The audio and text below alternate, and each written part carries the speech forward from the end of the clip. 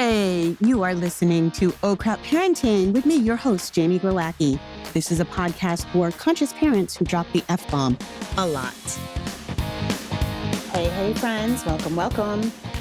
So today, I certainly did not set out to make a series of podcasts, but today we're going to continue talking about meals because every time I talk about usurping the holiness of the family dinner meal, I get confusion and or kickback. And mostly I get confusion, which is parents will, especially if I'm working one-on-one, parents will like look at me and go like, wait, what?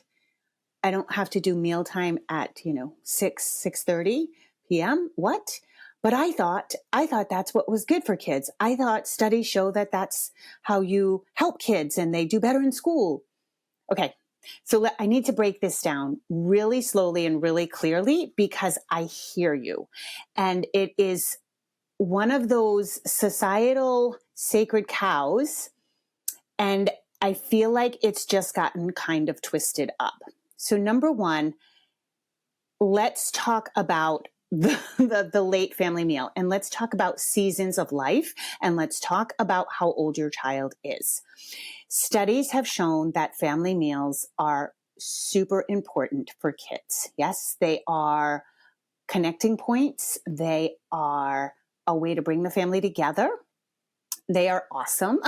And kids who have regular family meals are said to do better in school, have better social connections, these kinds of things. And yes, I have seen those studies. Please remember that all studies are done on select amounts of people that may not have the same situation as you. And largely speaking, a lot of these studies are done on older kids, families with older kids, not families with 4 kids under the age of 5 or 3 kids under the age of 4, right? So the reason I buck up against this is because also a lot of these studies were done before we had technology the way we do now and before work and home was kind of skewed. So we often have people working from home now. I fall into that camp as well.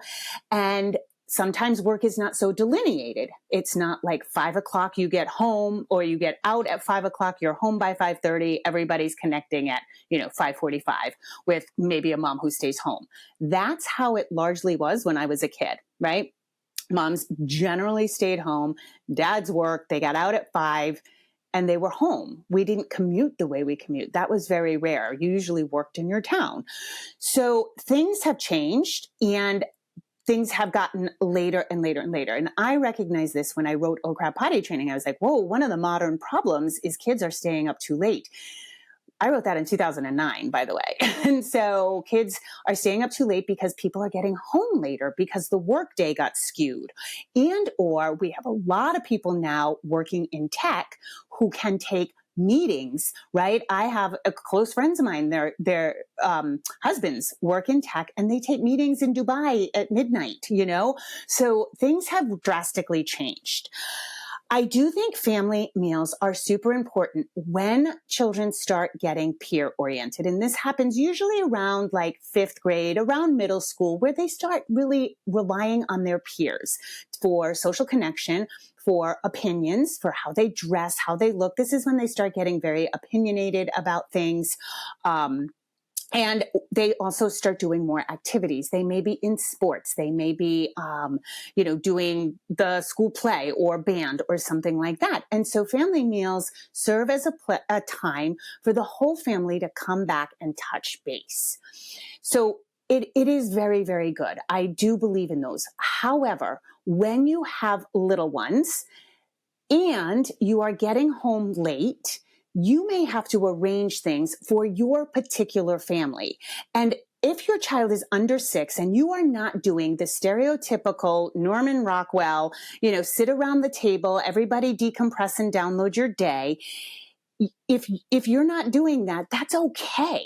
because you're in a different time, a different season of life, and your child is not going to suffer because of that. So let's break down why we have family meals, right? What is so important to you? And this may be individual. The things I say may not be true for you. So that's okay. Typically, people want a family meal for connection and community, right? Why do we share food with people on holidays or even when we have people over? Connection. We love to connect over food. That's a very human thing, right?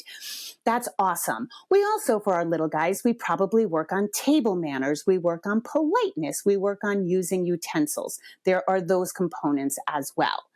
So I ask you, if you feel family meals are so important, how is your dinner time going?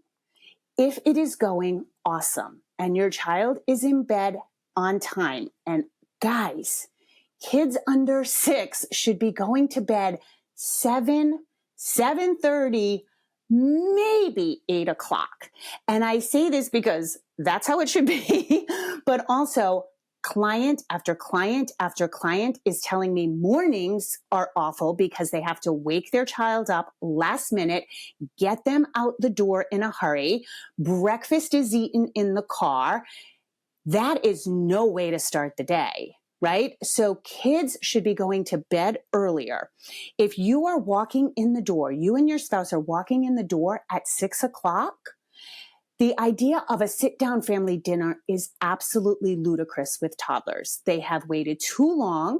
Chances are you have fed them snacks to try to tide over their hunger till they can sit down, right? And you know what you're going to get, right? And for a child to sit, be expected to sit, take part in conversation, which, by the way, your average 2 and 3-year-old suck at conversation. So you are not, chances are, downloading the day, because if you ask, how was your day? It's not like you're sitting there having this scintillating conversation, right? And your kids don't usually, at that age, connect with you through conversation. They connect through touch, through storytelling, through singing, through playing, through roughhousing, those kinds of things. That's how kids connect, by presence, right? If that time is full of teaching or nagging, so teaching would be, we use our fork. Yes, if you put your fork up like this, you can easily get it to your mouth. That's teaching. Sit down, use your fork. Please don't throw your food. Oh my God, you must sit down. Have one more bite. That is nagging. That is nagging. And it slips into bribery. When things get this compressed, we are dealing across the board. Most of my clients' kids are in daycare, then aftercare, or preschool and aftercare, or kindergarten and aftercare. Okay. And they are looking to connect with you. If their connection time is get in the house, I'm going to make dinner. Please go, play with your blocks or watch your iPad. I'm going to make dinner. Sit down. We got to go. That is not good quality time. And I understand. I'm not faulting anybody for working. I'm not trying to shame working parents or anything like that, but you want to make the most of the time you have with your child. And if you're walking in the door at 6, your child has about an hour and a half with you. So what are you going to do to capitalize on that time? So that is why I feel like that family meal is just too late. Now, I have had clients who pick their kids up right at 3, and that's fine. They can eat their heartier meal then. Or dinner, for some families, dinner can be on the table at 5. Awesome. That is great. If that is how your family operates, then you still have plenty of time for that connection time. But kids are going crazy because they're losing their connection with us, not just through time, but the time we do have with them isn't well spent. If you are trying to curb some wackadoodle behavior, some out of control behavior, some sassiness, rudeness, whatever it is, whatever undesirable stuff you're getting from your kid, the very first thing you have to look at is, how is my connection with this kid? If with Monday through Friday, it is this clusterfuck for an hour of all about mealtime and your kid's still not eating, right? That's the important thing. These kids are not eating. And this is where parents get slammed into a corner. And this is where your run-of-the-mill picky eating comes from, because your kid will not eat. You start saying, how about this? How about this? How about this? Because you're like, I just got to get something in them. We've got to move on. We've got to take a bath and do bedtime, right? It's so much better if whatever your situation is, you can get that food in around 3 or 4 o'clock.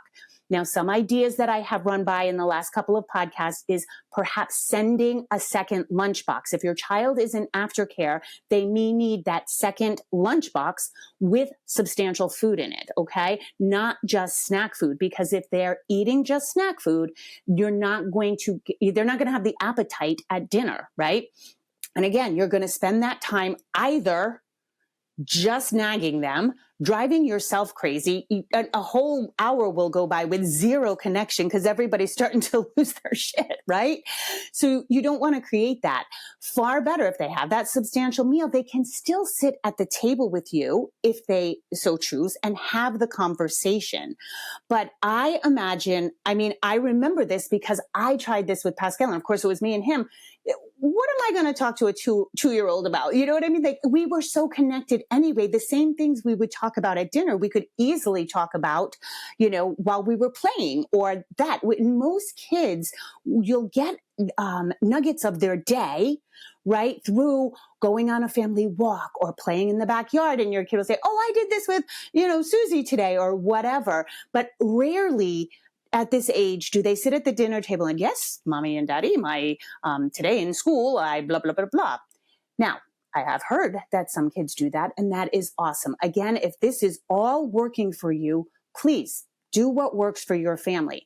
All I'm trying to say is that if it's not working, it is okay to do something different, and think of why you actually want this family dinner. And if it's because I've been told it's what I need to do to raise a healthy, happy kid, your healthy, happy kid will be raised healthy and happy if you are connected to them and they have that secure attachment. That is what this is about, right? And I just, I had a recent client, wonderful mom, and she was like, well, I'm getting nervous that the things I do at 2, or, her daughter's 2.5, like, we were talking about this very thing. And she was just very nervous that, like, well, if I don't make her sit at the table now, when is she going to learn? Or I'm afraid I'm going to create this bad habit of her not sitting. As kids get older, they will be in situations, they will be at lunch at school, they will be in other situations, they will have the capacity to sit, to focus. They will also become better conversationalists. They will also start to remember more about their day and want to talk about it. They will also start having more social emotional problems or wins that they want to discuss. They will have friends that they now have opinions about, and or clothing. My friend had these sneakers and I want to talk about getting these sneakers. You will have more conversation and you will have more, more stuff to talk about.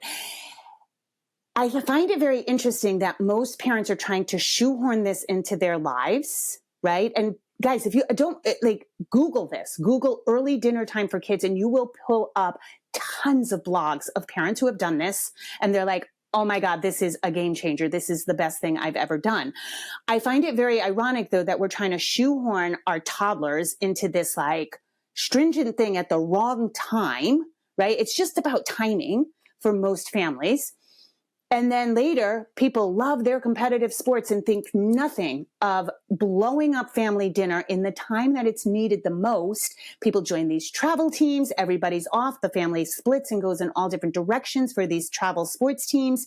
And family dinner goes out the window and nobody cares then because my kid's going to be the best. It's just this really weird thing. So remember the basis of my book is the notion from Kin John Payne that 0 to 6 is govern, 6 to 12 is garden, and 12 to 18 is guide. And I just think that it is so The 6 to 12, I think, is what most people are looking for in their 0 to 6.